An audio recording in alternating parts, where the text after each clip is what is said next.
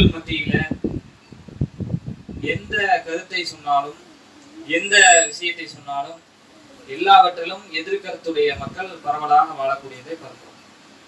எதை பற்றி பேசினாலும் அதை பற்றி நம்பக்கூடிய மக்களும் நம்பாத மக்களும் வாழக்கூடிய காலகட்டமாக இருக்கிறது. கடவுளை பற்றி சொன்னாலும் சரி, மார்க்கத்தை பற்றி சொன்னாலும் சரி, மனிதன் அன்றாடம் சந்திக்கக்கூடிய பிரச்சனைகளை பற்றி சொன்னாலும் சரி, உணவு பழக்க வழக்கங்களை பற்றி பேசினாலும் சரி, எதை பற்றி சொன்னாலும் அதற்கு எதிர்கருத்துடைய மக்கள் இருக்கக்கூடியதை நம்ம பார்க்கிறோம். எந்த கருத்திலையும் ஒத்து போகக்கூடியதாக இந்த மனித சமூகம் இல்லை. அதே நேரத்துல ஒரே ஒரு விடயத்தில் மாத்திரம் எல்லா மனிதர்களும் ஒத்து போகக்கூடியதை பார்க்கிறோம். ஒரு மனிதனுடைய பிறப்பு எப்படி இருக்கிறதோ அது மாதிரி இறப்பு அவனுக்கு இருக்கிறது. இதுல எந்த மனிதருக்கும் மாற்று கருத்து கிடையாது.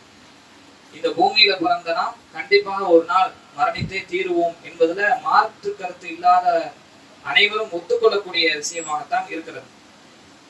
இப்படி நாம் மரணித்த பிறகு நமக்கு பிறகு உண்டான வாழ்க்கையை பற்றின நம்பிக்கை, அதுல மனிதர்கள் மத்தியில கருத்து வேறுபாடு இருக்கிறது.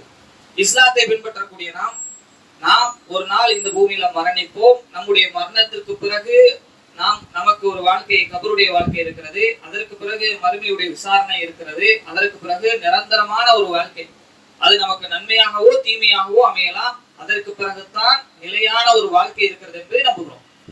இதை நம்பாத மனிதர்களும் இந்த உலகத்துல வாழ்ந்து கொண்டிருக்கிறாங்க.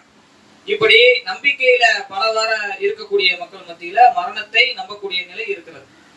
இந்த மரணத்திற்கு பிறகு உண்டான வாழ்க்கையில நாம் ஒரு நாள் எல்லா மனிதரும் இந்த பூமியில பிறந்த முதல் மனிதர்ல இருந்து கடைசி மனிதர் வரைக்கும் மறுமையில எழுப்பப்படுவோம். அந்த மறுமையுடைய விசாரணை எப்படி இருக்கும், அந்த நாளுடைய நிலை எப்படி இருக்கும், அந்த நாளுடைய மனிதருடைய நிலை எப்படி இருக்கும் என்பதையெல்லாம் சென்ற வாரத்துல நம்ம பார்த்தோம். மறுமையை பற்றி பல வசனங்கள் அழுத்தம் திருத்தமாக பேசுகிறது. நபிகள் நாயகம் ஸல்லல்லாஹு அலைஹி வஸல்லம் பல இடங்கள்ல இந்த மறுமையை குறித்து இந்த மனித சமூகத்திற்கு எச்சரிக்கை செய்யறாங்க. அந்த மறுமை நாள் எப்படி இருக்கும் என்பதை எல்லாம் நாம் சென்ற வாரத்துல நம்ம பார்த்தோம். அந்த மறுமையில எந்த ஒரு மனிதனும் இன்னொரு மனிதனுக்கு உதவி செய்ய மாட்டான். எல்லாம் தனிமைப்படுத்தப்பட்டு நிறுத்தப்படுவோம். மாலிக் யௌமித்தீன், நியாய தீர்ப்பு நாளுடைய சக்கரவர்த்தி நம்ம முன்னாடி வந்து நிற்பான். எந்த இறைவனை நம்புறோமோ அந்த இறைவன் நமக்கு முன்பாக அந்த நாள்ல வந்து நிற்பான்.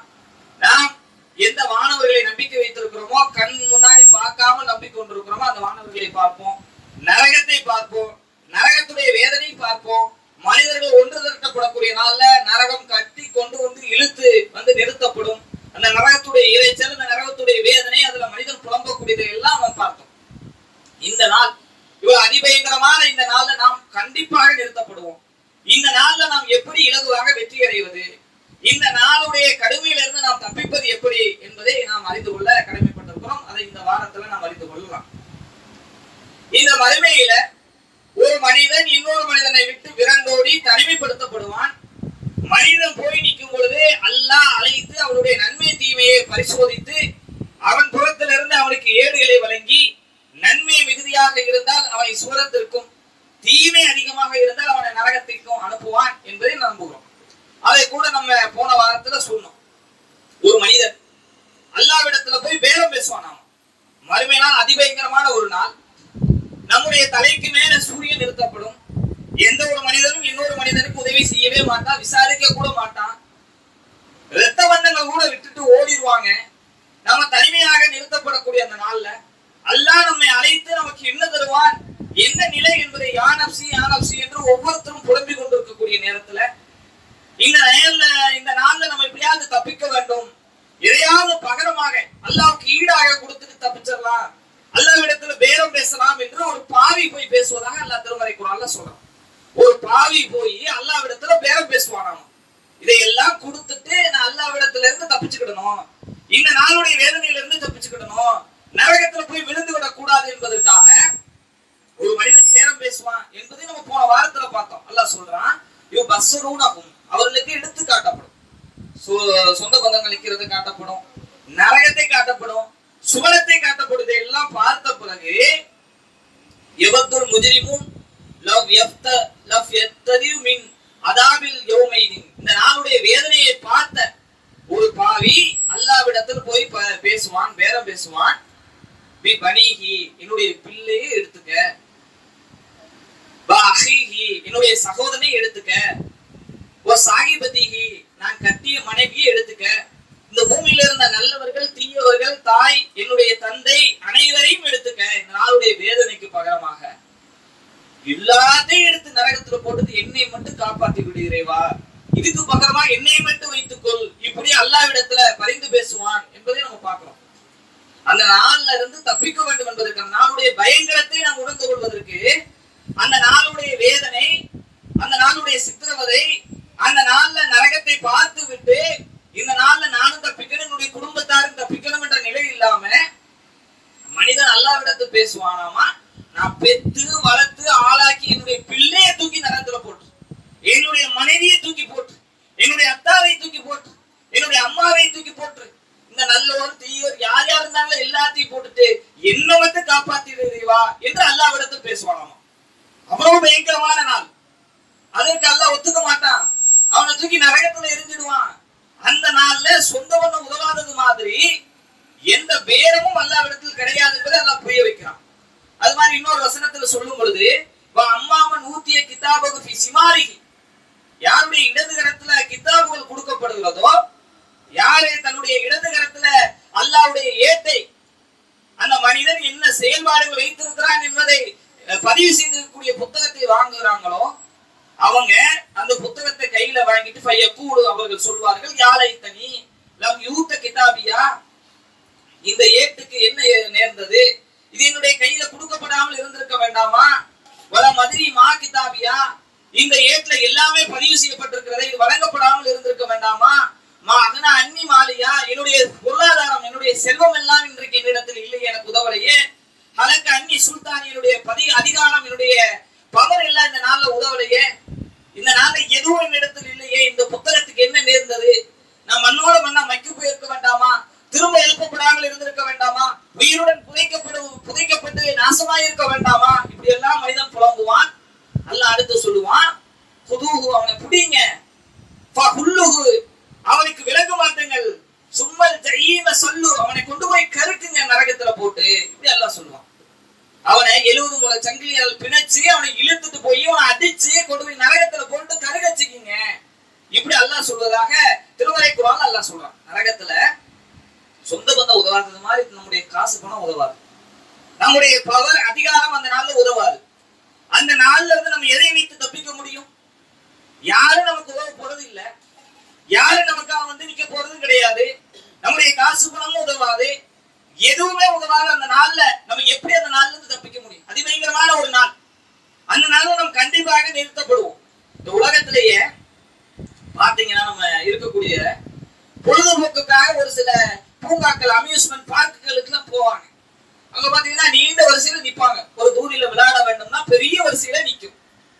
அதுல ஷார்ட்கட்டா ஃபாஸ்ட் ட்ராக்னு வச்சிருப்பான். பணத்தை எக்ஸ்ட்ரா கொடுத்தா லைன்ல நிக்காம உள்ள போய் விளையாண்டு வரலாம்.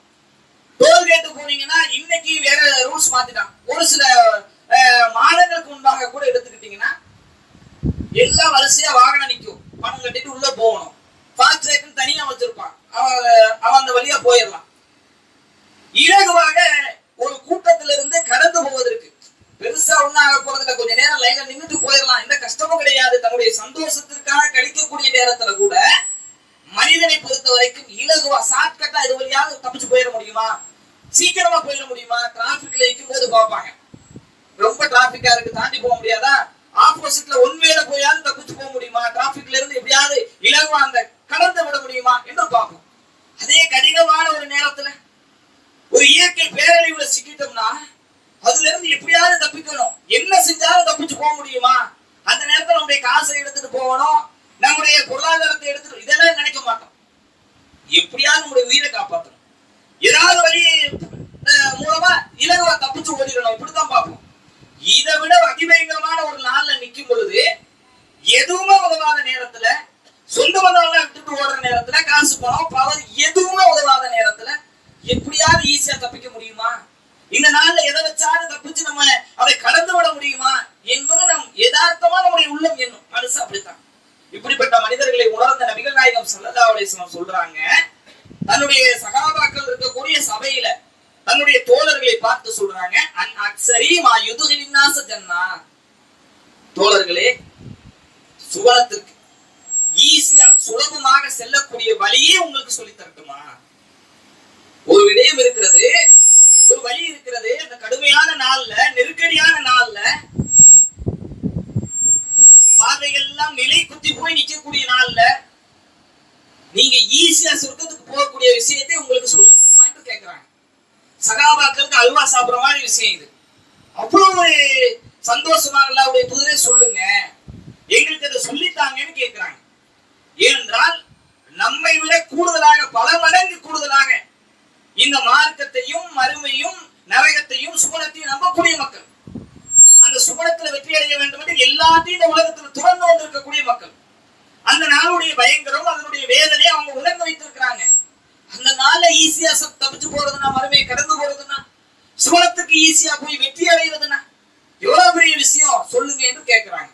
அல்லாஹ்வுடைய தூதர் சொல்றாங்க, தக்வல்லா, நீங்கள் அல்லாஹ் மீது வைத்திருக்கக்கூடிய இறையச்சம் தக்வா உங்களை இலகுவா சுவனத்துக்கு கூட்டிட்டு போகும். உங்களுடைய அத்தா அம்மா கூட்டிட்டு போக மாட்டாங்க, பிள்ளைகள் கூட்டிட்டு போக மாட்டாங்க, உங்களுடைய நண்பன் ஹமீமா நண்பன் உயிரிழந்ததுக்கு என்ன ஆச்சுன்னு கூட விசாரிக்க மாட்டான். உங்களுடைய அதிகாரம் அந்த நாள்ல உதவாது, உங்களுடைய பணம் அந்த நாள்ல உதவாது. அல்லாஹ்விடத்துல போய் பேரம் பேசி தப்பிக்கலாம்னா முடியாது. அல்லாஹ் தூக்கி முதுகுல அடிச்சு தூக்கி எறிங்கன்னு சொல்லிடுவான். அந்த நாள்ல ஈஸியா நீங்கள் தப்பிக்க வேண்டும் என்றால், இலகுவா நீங்கள் சுவனத்தை அடைய வேண்டும், வெற்றி அடைய வேண்டும் என்றால் தக்வா அல்லாஹ்வின் இருக்கக்கூடிய இறையச்சம் என்று ரசூலுல்லாஹ் சொல்றாங்க.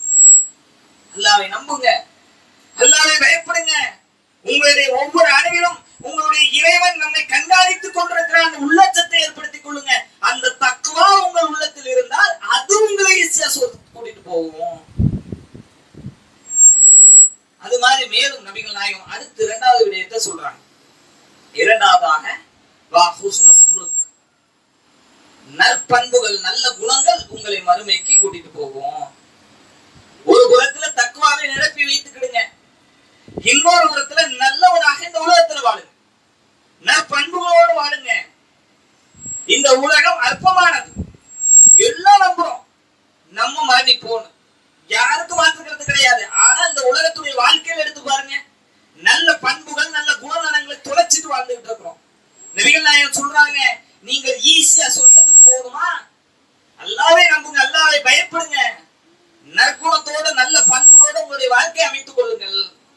இன்னொரு தருணத்துல தன்னுடைய தோழர்கள் நிரம்பி இருக்கக்கூடிய சபையில சொல்றாங்க, தோழர்களே, மீசான் தராசுல நன்மையுடைய தட்டு எடை அதிகமாகக்கூடிய விஷயத்தை உங்களுக்கு காட்டி தரட்டுமா, சொல்லி தரட்டுமா? சொல்லுங்க அல்லாஹ்வுடைய தூதரே. மறுபேர் அல்லாஹ் அழைப்பான், நம்முடைய கரத்துல நம்முடைய ஏடுகளை தருவான். இதுதான்ப்பா இக்கர கிதாபுக்கு இந்த புடி உன்னுடைய நீயே படி, இந்த நாள்ல உன்னை பற்றி கணக்கெடுக்க நீயே போதுமானவன். உனக்கு பாசு போடுறதா ஃபெயில் போடுறதா, நரகத்துக்கு அனுப்புறதா சொர்க்கத்துக்கு அனுப்புறதா நீயே சொல்லு, நீயே உனக்கு தீர்ப்பு சொல்லுன்றதெல்லாம் நல்லா தருவான். அந்த ஏடுகளை எல்லாம் எடுத்து நன்மை எல்லாம் ஒரு படித்தரமாக எல்லாம் மாற்றி மீசான் தராசுல எடை போடுவான். நன்மை அதிகமாக இருந்தால் சொர்க்கம் போலாம், தீமை அதிகமா இருந்தா நரகத்துக்கு தான் போவோம். நம்மளை பற்றி கணக்கெடுத்தோம்னா மறுமையில போய் கணக்கெடுக்க வேண்டாங்க, மறுமையில நம்ம பற்றி கணக்கெடுப்பதற்கு எல்லாமே இருக்கும். ஒண்ணு விடாம அந்த கிதாபுல எழுதப்பட்டிருக்கு. அப்படித்தானே நம்ம சொல்லுவோம். ஒரு மனிதர் வாங்கின உடனே சொல்லுவானாமா, என்ன நேர்ந்தது, சின்ன சின்ன விஷயம், இதெல்லாம் ஒரு அற்பமான ஒரு காரியம் நினைச்சேன், அதையெல்லாம் எல்லாம் பதிவு செஞ்சிருக்கிறானே, எழுதி வச்சிருக்கிறானே, இது என் கையில தராம இருந்திருக்க வேண்டாமெல்லாம் பொங்குவான மனுஷன். எல்லாமே இருக்கும், படிச்சு பார்த்த உடனே தெரிஞ்சிடும், இந்த பாவம் செஞ்சிருக்கோம், இந்த பாவம் செஞ்சிருக்கோம், நன்மை செஞ்சிருக்கிறோம். இந்த உலகத்துல இப்படி நமக்கு கடந்த காலத்துல பதிவு செய்யப்பட்ட புத்தகம் இல்லாவிட்டாலும் நம்முடைய உள்ளம் இருக்கிறது. நம்மை பற்றி தீர்ப்பு சொல்ல நமக்கே போதும், என்ன நன்மை செஞ்சிருக்கோம், என்ன தீமை செஞ்சிருக்கிறோம். ஒரு நாள் விழுந்ததுல இருந்து தூங்கும் வரைக்கும், எழுந்ததுல இருந்து தூங்குற வரைக்கும், அந்த பக்கம் விழுந்து எழுந்ததுல இருந்து தூங்குற வரைக்கும் நன்மை அதிகமா செய்யறோமா தீமை அதிகமானா, மனுஷங்கிற அடிப்படையில தீமை தான், பாவம் தான் அதிகமா செஞ்சுட்டு இருக்கோம்.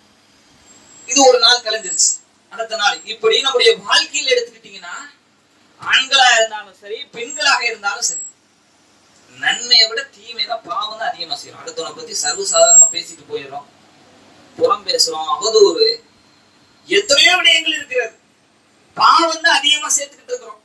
மீசான் தராசுல அல்லாஹ் நம்மை பற்றி கணக்கெடுக்க நிறுவையை ஏற்படுத்தினான். குறைவா தான் இருக்கும், பாவம் அதிகமா இருக்கும். நமக்கே தெரியுது. இப்ப நன்மை அதிகமா வேணும்ல, நன்மையுடைய தட்டு அதிகமாகணும்ல. அதுக்கு என்ன வழி? அல்லாஹ்வுடைய தூதர் கேட்கிறாங்க தன்னுடைய தோழர்களிடத்துல, நன்மையுடைய தட்டு கணக்கக்கூடிய அதிகமாகக்கூடிய விஷயத்தை உங்களுக்கு சொல்லி தரட்டுமா? அல்லாஹ்வுடைய தூதரே சொல்லுங்க. நபிகள் நாயகம் சொல்றாங்க, நற்குணம், நற்பண்புகள், அதுக்கும் அல்லாஹ் உங்களுக்கு மார்க்கை போட்டு நன்மையுடைய தட்டை அதிகப்படுத்துறான். நீங்க சர்வ சாதாரணமாக நம்முடைய வாழ்க்கையில நல்ல குணநலத்தோட நல்ல பண்புகளோட வாழணும் தீர்மானிச்சு வாழ்றோம். உலகத்தை பொறுத்த வரைக்கும் எப்படி பார்ப்பாங்கன்னா, ஏமாளி, உழைக்க தெரியாதவன், வாழ தெரியாதவன், இப்படிதான் பார்ப்பாங்க. இந்த உலகம் அற்பமானது, முடியக்கூடியது. மறு உலகம் என்று ஒன்று இருக்கிறது பார்த்தீங்களா, மறுமையில. அதுக்கு அல்ல என்ன பண்றான், உலகத்துல எல்லாரும் நம்மை பார்த்து நினைக்கிறான் ஏமாளி, புழைக்க தெரியாதவன், வாழ தெரியாதவன். அல்லாஹ் என்ன பார்க்கிறான், உங்களுடைய நற்குணம், நீ செஞ்ச தான தர்மம், நீ செய்யக்கூடிய வாழ்க்கையில ஒவ்வொரு அமலுக்கு நன்மை தருவதோடு நிறுத்தாமல் நல்லவனா வாழ்ந்த பாரு. ஊரெல்லாம் கேள்வி பேசும்போது நீ உன்னுடைய வாழ்க்கையை தூய்மையா அமைச்சுக்கிட்ட பாரு, அதுக்கு உனக்கு நன்மை என்று அல்லாஹ் அள்ளி தருவதாக நபிகள் நாயகம் சொல்றாங்க. இப்படிப்பட்ட பண்பு பாருங்க, ஈஸியா சொர்க்கத்துக்கு போயிடலாங்க. அந்த நாள்ல எதுவும் உதவாது. போன வாரம் அதனுடைய கடுமையெல்லாம் பார்த்தோம். அந்த நாள்ல ஈஸியா சொர்க்கத்துக்கு போகணும், வெற்றி அடையணும்னா வாழும் பொழுது நம்முடைய வாழ்க்கையை தூய்மையாக அமைத்துக் கொள்ள வேண்டும். நபிகள் நாயகம் தன்னுடைய தோழரிடத்துல சொல்றாங்க, யார் இந்த உலகத்துல நற்பண்புகளோடு தன்னுடைய வாழ்க்கை அமைத்துக் கொள்றாங்களோ, நல்ல குணநலங்களோடு வாழ்க்கை அமைத்துக் கொள்றாங்களோ, அவங்க என்னோடு மறுமையில் ஒன்றாக இருப்பாங்கன்னு ரெண்டு பேரையும் இணைச்சு காட்டுறாங்க. இப்படி இருப்போம், நான் அவர் மறுமையில் எப்படி இருப்போம்? மூமினாக இருக்கணும், அல்லாஹ்வை நம்பணும், இணை வைக்க கூடாது. இணை வச்சுட்டோம்னா கான்செப்டே வேற, நரகம் தான், நிரந்தர நரகம். இணை வைக்காம மூமினாக வாழ்றோம், கூடுதலாக நல்லவனாக நற்பண்புகளோடு நற்குணங்களோடு வாழ்றோம். வாழ்ந்தோம் என்றால் நபிகள் நாயகத்தோட மறுமையில இருப்போம். இப்படிப்பட்ட தரஜாங்க, இப்படிப்பட்ட அந்தஸ்து. உலகத்துல ரசூல்லா கூட நம்ம எப்படியாவது மறுமையில இருக்கணும்னு எத்தனையோ பொருளாதாரத்தை வீண்முறையை செய்யறாங்க. ரசூல்லா காட்டி தராத அமல்களை எல்லாம் செய்து கொண்டிருக்கிறாங்க. நபிகள் நாயகத்தால் வெறுத்து ஒதுக்கக்கூடிய காரியத்தை எல்லாம் செஞ்சுக்கிட்டு இருக்கிறாங்க. காசு போனாலும் பரவாயில்ல, ரசூல்லா கூட மறுமையில இருக்கணும். நம்ம உயிரோட மேலாக மதிக்கக்கூடிய தலைவர், அவர் பார்க்கணும், அவர் கூட இருக்கணும்னா எப்படிப்பட்ட உலகத்துல ஒரு கட்சியிலேயோ ஒரு சினிமா ரசிகனுக்கு பின்னாடி இருக்கக்கூடியவனோ, தன்னுடைய தலைவன் வந்தானா அவன் கூட நிக்கணும், போட்டோ எடுக்கணும். ஒரே ஒரு போட்டோ எடுக்கணும், என்னாலும் பரவாயில்ல, உயிர் போனாலும் கூட்டத்தோட கலந்து போய் நிக்கிறான். தன்னுடைய தலைவன் பக்கத்துல இருக்கணும். ரசூலா கூட இருப்பது என்பது எவ்வளவு பெரிய அந்தஸ்து. அது ஒரு சுவனத்துல இருக்கிற, சொர்க்கத்துல இருக்கணும்னா நினைத்து பார்க்க முடியாத விஷயம். அதுக்கு நீங்க பெருசா ஒண்ணும் செய்ய வேண்டாம். வாழும் பொழுது நல்லவனா வாழ்ந்துடுங்க, நற்குணத்தோடு வாழுங்க, அவ்வளவுதான். உலகம் என்ன வேணாலும் சொல்லிட்டு போட்டும், நீங்க வாழக்கூடிய உங்களுடைய வாழ்க்கையை நற்குணத்தோடு அமைச்சுக்கிடுங்க. இதுதான் ரசூலா சொல்றாங்க. அது மாதிரி இன்னொரு தருணத்துல சொல்லும் பொழுது நபிகள் நாயகம் சொல்றாங்க, மறுமை நாள்ல சொர்க்கத்துல மேல் தளத்துல வீடு கிடைப்பதற்கு நான் பொறுப்பேற்றுக் கொள்றேன். ஒரு சிலருக்கு நான் கேரண்டி, சொர்க்கத்துல உங்களுக்கு வீடு கிடைக்கும். அது செகண்ட் ஃப்ளோர், மேல் தளத்துல வீடு கிடைக்கும். அந்த சொர்க்கத்துல உங்களுக்கு மேல் தளத்தில் வீடு கிடைப்பதற்கு நான் பொறுப்பேற்றுக்கிறேன். அதுக்கு நீங்க என்ன செய்யணும்?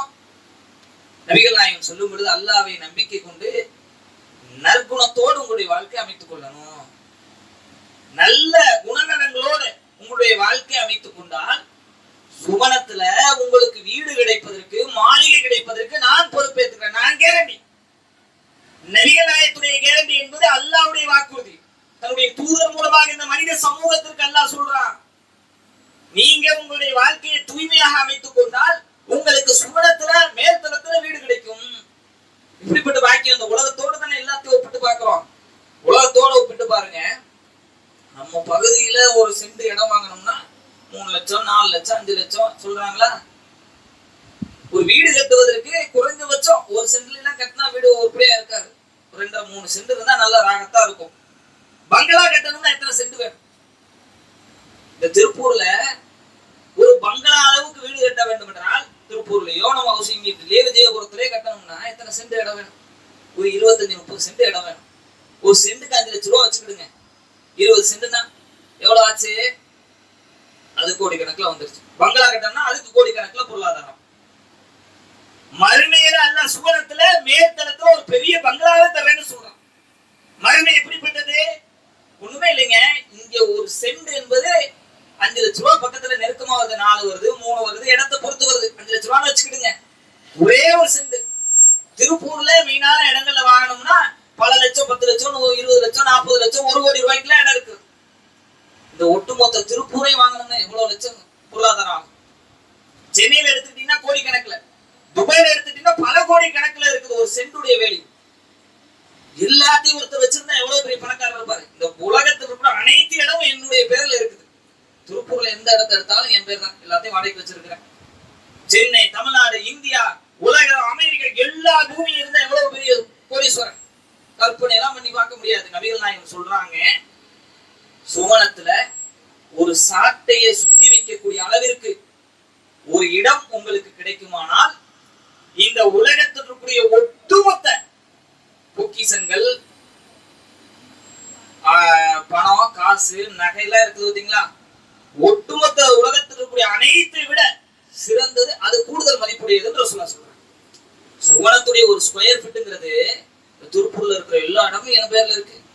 தமிழ்நாட்டுல இருக்கிற எல்லா இடமும், இந்தியாவில் இருக்கக்கூடிய அனைத்து இடமும், உலகத்தில் இருக்கிற அனைத்து இடமும், இடம் மாத்திரம் இல்ல, இருக்கக்கூடிய பில்டிங்கு, அதுல இருக்கக்கூடிய நகை, அதுல இருக்கக்கூடிய பணம், அதுல இருக்கக்கூடிய சொத்து சுகம் எல்லாமே என் இடத்துல இருந்தா எவ்வளவு லட்சம் கோடிக்கு அதிபதியா இருப்பேன். அதை விட சிறந்தது சுவனத்தில் இருக்கக்கூடிய அந்த ஒரு சாட்டையை சுத்தி வைக்கக்கூடிய, சாட்டையை சுத்தி வைக்கணும்னா ஒரு ஸ்கொயர் ஃபீட்டுங்க. ஒரு ஸ்கொயர் ஃபீட்டுடைய வேல்யூ எவ்வளவு? திருப்பூர்ல ஒரு இடம் வாங்கி வீடு கட்ட வேண்டும் என்றால் அதுக்கு எவ்வளவு பொருளாதாரம் தேவை? கற்பனை செய்ய முடியல. முடியுமா? நம்ம யோசித்து பார்க்க கூட முடியாது. அதை விட பல 100 மடங்கு உயர்வானது சுவனத்தில் இருக்கக்கூடிய ஒரு ஸ்கொயர் ஃபீட்ல வீடு கட்ட முடியுமா? நிக்கவும் தொழுக கூட முடியாது. நிக்கிறதுக்கு தான் ஒரு ஸ்கொயர் ஃபீட் ஆகும். அடுத்த ஸ்டெப் வைக்கணும், அடுத்த ஸ்கொயர் ஃபீட் தேவை. சுவனத்துடைய வேல்யூ புரியுதாங்க? இந்த உலகத்தோட ஒப்பிட்டு பார்க்கணும்னா கால்குலேட்டர் கிடையாது. ஆனா நபிகள் நாயகம் சொல்றாங்க, உங்களுக்கு சுவனத்துல மேல் தளத்துல ஒரு பங்களா வீடு, ஒரு ஸ்கொயர் ஃபீட்டுக்கு இந்த உலகத்தினுடைய பொருளாதாரம் எல்லாம் போச்சுன்னா ஒரு பங்களா கட்டணும்னா 25-30 சென்ட் இடம் வேணும் என்றால் சுவனத்துடைய வேலையை பாருங்க. தூக்கி எல்லாம் கொடுக்குறான். எதுக்கு? ஒண்ணுமே இல்லைங்க, நல்லவனா வாழ்றோம், அவ்வளவுதான். அல்லாவே நம்புறேன், உலகமே என்னை காரி துப்பட்டு போயிட்டு போறான், நான் என்னுடைய இறைவன் சொன்ன மாதிரி நற்குணத்தோட வாழ்க்கை அமைச்சுக்கிடும், அவ்வளவுதான். இப்படி வாழ்ந்தால் எவ்வளவு பெரிய வெகுமதிங்க. இந்த உலகத்துல யாராவது நம்மகிட்ட சொல்லிட்டுங்க, ஒரு வருஷத்துக்கு நீ போய் பேசக்கூடாது, யாரையும் பத்தி அவதூறு பேசக்கூடாது, புறம் பேசக்கூடாது, நல்லவனா வாழணும், உன்னால முடிஞ்சா தான தர்மம் செய்யி, எந்த பிளாக் மார்க்கும் உன் மேல வரக்கூடாது, ஒரு வருஷம் இருந்துட்டீங்கன்னா உனக்கு ஒரு சென்ட் இடத்தை தர்றேன்னு சொன்னா எப்படி வாழ்வோங்க? ஒரு வீடு கட்டித்தார, ஒரு பங்களா தார இங்க சொல்லிட்டா வாழ்க்கையை மாத்திரம் முடிஞ்ச செல்லத்தை வாயில ஒட்டிட்டு தெரியும், பேசிடக்கூடாது. ரசூலுல்லாஹ் சொல்றாங்க, சுவனத்துல மேல்தளத்துல பங்களா கிடைக்கிறதுக்கு நான் பொறுப்பேற்றுக்கிறேங்க, நல்லவனா வாழுங்க, அல்லாஹ்வை நம்பிக்கை வைத்து நற்குணத்தோட உங்களுடைய வாழ்க்கை அமைத்துக் கொள்ளுங்கள். நம்பிக்கை குறைவா இருக்கிறது. மறுமையை பற்றி பாக்குறோம், அந்த மறுமையில நிற்போம், மாற்றுக்கிறதுக்குலாம் இடம் இல்ல. அந்த நாள்ல தப்பிக்கணும்னா இதுதான் வழி. முடிஞ்ச அளவுக்கு என்னுடைய இறைவனுக்கு கட்டுப்பட்டு நடப்பேன், என்னுடைய இறைவனை பயந்து நடப்பேன், என்னால எந்த அளவுக்கு முடியுமோ நல்ல குணநலத்தோடு என்னுடைய வாழ்க்கை அமைத்துக்கிடுவோம், அவ்வளவுதான். இப்படி வாழ்ந்தால் மறுமையில வெற்றி அடையலாம். அப்படிப்பட்ட நல்ல பாக்கியத்தை வல்லறிவு நாம் அனைவருக்கும் வாய்க்க அருள்புரிவானாக என்று பிரார்த்தித்து முதல்வருடைய நிறைவு செய்கிறேன். அன்பிற்கினிய சகோதரர்களே, நபிகள் நாயகம் ஸல்லல்லாஹு அலைஹி வஸல்லம் சொல்றாங்க, இந்த கடுமையான மறுமை நாள்ல நீ எதை வைத்தும் மறுமையில வெற்றி அடைய முடியாது. அல்லாஹ் நாடினாலும் தவிர, அல்லாஹ்வுடைய அன்பை தவிர அமல்களை வச்சுட்டுமா அப்படின்னு சகாபாக்கள் கேட்கிறாங்க. ஆமா, எதை வச்சுட்டும் நீங்க மறுமையில வெற்றி அடைய முடியாது. நம்முடைய அமல்களுக்கு அல்லாஹ் தான் மார்க் போடும். கொடுத்துருக்கிறோம், நோன்பு வச்சிருக்கிறோம், தான தர்மம் கொடுத்துருக்கோம், அஞ்சு கூட செஞ்சிருக்கிறோம், இதெல்லாம் அல்லாஹ் ஏத்துக்கிட்டா தானே அதுக்கு சொர்க்கத்தை தருவான். ஏத்துக்கிடலைன்னா ஒண்ணுமே இல்லாம போயிடும். எதை வைத்தும் நாம் சோனத்திற்கு சென்று விட முடியாது, மறுமையை வெற்றி அடைய முடியாது. அல்லாஹ் நாடினால் தவிர, இறைவன் நம் மீது அன்பு செலுத்தினால் தவிர, அல்லாஹ் நம் மீது அன்பு செலுத்த வேண்டும் என்றால் நம்ம கட்டுப்பட்டு நடக்க வேண்டும். என்ன சொன்னாலும் முடிந்த அளவுக்கு மனிதன் என்ற அடிப்படையில 100% நம்ம சரியா இருக்க முடியாது. 100% சரியா இருக்கக்கூடிய மாணவர்கள் இருக்கிறாங்க. ஆனாலும் தவறுகளுக்கு உட்பட்ட மனிதனை தான் நல்லா படைத்திருக்கிறான். தவறு செய்வாங்க, திருத்திக்கிடுவாங்க, எல்லா விடத்தில் பாவ மன்னிப்பு தேடுவாங்க, நான் மன்னிக்கிறேன். ஒரு சாதாரண உலகத்துல ஒரு தடவை தப்பு செஞ்சா மன்னிப்போம். வேலைக்கு வரக்கூடியவங்க, வேலை செய்யக்கூடியவங்க, குடும்பத்துல கூட ஒரு தடவை சரி போன் மன்னிச்சு விட்றோம், 2வது தடவை இனிமே செய்யக்கூடாதுன்னு வான் பண்ணி விடுறோம், 3வது தடவை 4வது தடவை எல்லாம் பார்த்துட்டு இருக்க மாட்டோம், போடான்னு விட்டுருவோம். அல்லாவை பொறுத்த வரைக்கும் நீங்க 1000 வரை திரும்ப திரும்ப அல்லாவிடத்துல பாவ மன்னிப்பு கேட்டாலும் அல்லா மன்னிக்க தயாராக இருக்கிறான், மன்னிக்க கூடியவராக இருக்கிறான். அப்படித்தான் நம்ம படைச்சிருக்கான். நம்முடைய பலகீனத்தை அல்லா உணர்ந்து வைத்திருக்கிறான். அந்த இறைவன் நம் மீது அன்பு செலுத்த வேண்டும் என்றால் அவனுக்கு கட்டுப்பட்டு நடக்க வேண்டும். அவன் காட்டி தந்த அடிப்படை நம்முடைய வாழ்வை அமைத்துக் கொள்ள வேண்டும். அது எப்படிப்பட்ட வாழ்க்கை என்பதை நாம் படித்து தெரிந்து மார்க்கத்தை கற்று அதை கடைபிடிக்க வேண்டும். இந்த உலகத்துல கடைபிடிப்பு என்பது ரொம்ப சிரமமான காரியம். ஏன்னா நம்ம கூடயே இருக்கிறான்ல சைத்தான். நம்ம முதலாவது அதைத்தான் சொன்னோம். என்ன சொன்னோம்? அல்லாஹ் திருமறை குர்ஆன்ல சொல்றான், மறுமையை பற்றி தொடங்கும் பொழுது முதலாவது வசனமாக அதைத்தான் நம்ம பதிவு செய்யணும். சூரத்துல் லுக்மானுடைய 33வது வசனத்தில் அல்லாஹ் பேசுகிறான், யா அய்யுஹல்லதீன ஆமனு, ஈமான் கொண்ட, யா அய்யுஹன்னா சுத்தகு ரப்பக்கும் வஹ்சோ யௌமா, ஓ மனிதர்களே உங்களை படைத்த இறைவனை அஞ்சிக் கொள்ளுங்கள், அவன் புறத்தில் இருக்கக்கூடிய மறுமைக்கும் அஞ்சிக் கொள்ளுங்கள். லா யஜ்ஸி வாலிதுன் வலதிஹி, எந்த ஒரு மகனும் தன்னுடைய அத்தாவுக்கு எந்த ஒரு அத்தாவும் தன்னுடைய மகனுக்கு எந்த ஒரு உதவியும் செய்ய முடியாது.